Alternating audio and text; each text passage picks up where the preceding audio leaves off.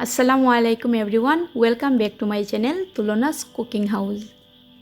আশা করছি সবাই অনেক ভালো আছেন আর আমিও আলহামদুলিল্লাহ অনেক ভালো আছি। আজকে আপনাদের সাথে শেয়ার করতে চলে এলাম আমার খুবই প্রিয় একটি রেসিপি, লাউ ফুল ভাজা। আজকে আমি আমাদের গ্রামের বাড়িতে এসেছি আর দেখতে পাচ্ছেন আমি ফুল খেতে এসেছি। এই লাউ ফুলটা আমার খুবই প্রিয়, তাই আমি একদম নিজের হাতে ক্ষেত থেকে আমি ফুলগুলো সংরক্ষণ করছি আর এবং আপনাদের সাথে শেয়ার করব কিভাবে এটা তৈরি করতে হয়। অনেকগুলো ফুল আমি এখানে নিয়েছি। এবার এই ফুলের ডাঁটাগুলো আলাদা করতে হবে। এর ভেতরে একটা ডাঁটা থাকে, এটা কিন্তু খাওয়া যায় না, ফেলে দিতে হয়, তাই আমি এটা আলাদা করে নিচ্ছি। আপনাদের দেখিয়ে দিচ্ছি কিভাবে আলাদা করতে হবে।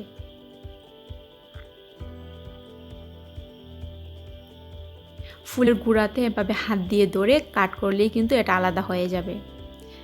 আর এর চারপাশে কিন্তু লেগে আছে সাদা রঙের একটি ডাটা, সেটাও কিন্তু আলাদা করতে হবে। দেখতে পাচ্ছেন আমি আলাদা করে নিচ্ছি। তারপর আপনাদের সুবিধার জন্য আমি আরেকটি করে দেখাচ্ছি।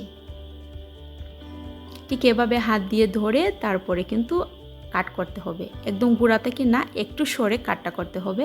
আর এভাবে করে নিলেই কিন্তু আলাদাটা হয়ে যাবে ইজিলি। এবার একটা ফুলের ভেতরে আমি আরেকটি ফুল ঢুকিয়ে দিচ্ছি। আমি আজকে দুটি লেয়ার দিয়ে এই ভাজিটা করছি, তবে আপনি চাইলে এখানে একটি অথবা তিনটিও দিতে পারেন, তবে দুটি ফুল দিয়ে করলে সবচেয়ে বেস্ট হয়। হাত দিয়ে এভাবে চাপ দিয়ে আমি দুটি ফুল একত্রিত করে নিচ্ছি।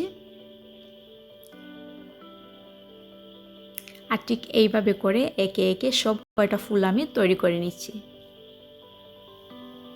ভিডিওটি যদি আপনাদের কাছে ভালো লাগে তাহলে বন্ধুদের সাথে শেয়ার করবেন, আর চ্যানেলটি সাবস্ক্রাইব না করে থাকলে চ্যানেলটি সাবস্ক্রাইব করে সঙ্গেই থাকবেন। ফুলগুলো তৈরি করা হয়ে গেছে। এবার এই ফুলগুলো ভাজার জন্য একটা ব্যাটার তৈরি করতে হবে, আর আমি এখন একটা ব্যাটার তৈরি করে নিচ্ছি। প্রথমে কিছু চালের গুঁড়ি নিয়েছি, অল্প পরিমাণে একটু পেঁয়াজ বাটা দিয়ে দিচ্ছি, স্বাদ মতন দিয়ে দিচ্ছি লবণ, অল্প একটু মরিচের গুঁড়া, হলুদের গুঁড়া দিচ্ছি, অল্প পরিমাণে কিছু ধনিয়া গুঁড়া। এবার চালের গুঁড়িটার সাথে সবগুলো মশলা হাত দিয়ে এভাবে প্রথমে মাখিয়ে নিতে হবে।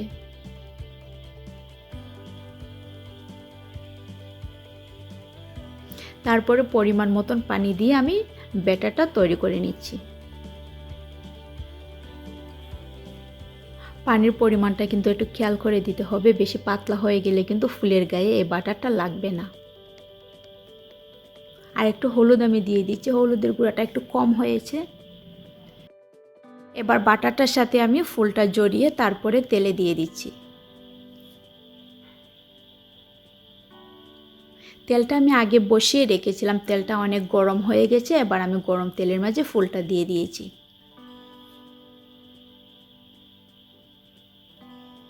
একটা সাইড যখন কালার হয়ে যাবে অপর সাইডে আমি উল্টে দেব। আর এটা কিন্তু একদম ফুল গোল্ডেন ব্রাউন কালার করে ভেজে নিতে হবে, না হলে কিন্তু ভেতরটা কাঁচা থেকে যাবে।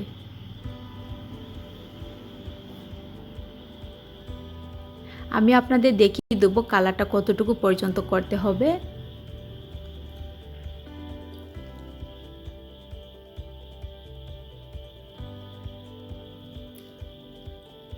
আবারও উল্টে পাল্টে নিচ্ছি। আর যখন এই কালারটা চলে আসবে তখনই নিতে হবে তুলে, কারণ এখন কিন্তু অনেকটা ক্রিস্পি হয়ে গেছে। আরেকটি ফুল আমি দিয়ে দিচ্ছি, আর ঠিক এইভাবে করে আমি সবগুলো ফুল ফ্রাই করে নেব।